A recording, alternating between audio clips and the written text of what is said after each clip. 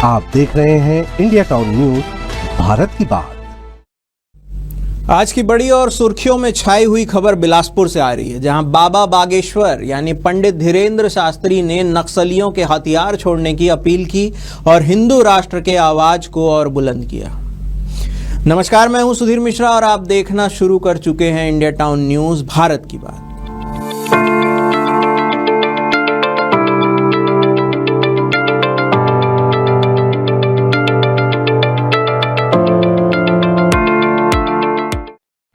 जी हां, बागेश्वर धाम के प्रमुख पंडित धीरेन्द्र शास्त्री सोमवार को बिलासपुर पहुंचे। न्यायधानी में उनका जोरदार स्वागत हुआ। लोग उनकी एक झलक पाने को बेताब दिखे और इस मौके पर उन्होंने कई बड़े बयान दिए। छत्तीसगढ़ की भूमि अद्भुत है। प्रभु श्री राम का ये ननिहाल है। यहाँ आकर बहुत प्रसन्नता हुई।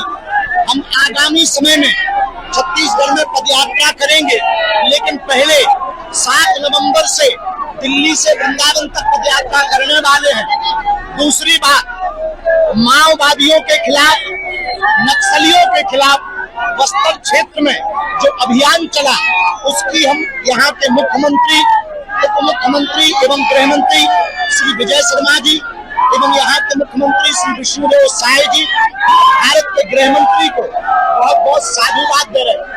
नक्सली क्षेत्र में लोगों से प्रार्थना है, विकास के लिए अग्रसर हो, भारत को भारत रहने दे।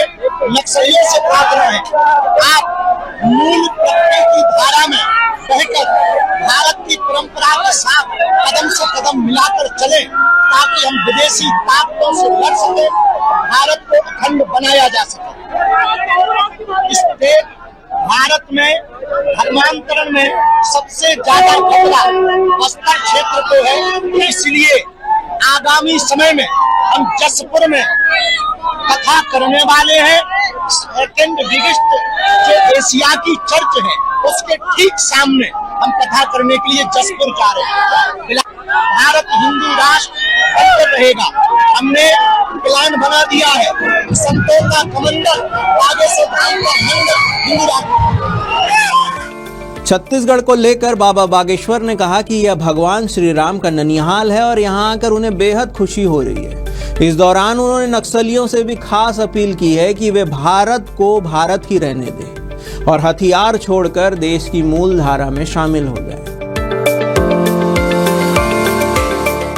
बाबा बागेश्वर ने साफ कहा है कि छत्तीसगढ़ में नक्सलियों के खिलाफ जो अभियान चलाए जा रहे हैं, उसके लिए वे मुख्यमंत्री विष्णुदेव साय, गृह मंत्री विजय शर्मा और केंद्रीय गृह मंत्री अमित शाह को साधुवाद देते हैं। साथ ही नक्सलियों से आग्रह किया है कि वे हिंसा का रास्ता छोड़ें और भारत की अखंडता के लिए कदम बढ़ाएं।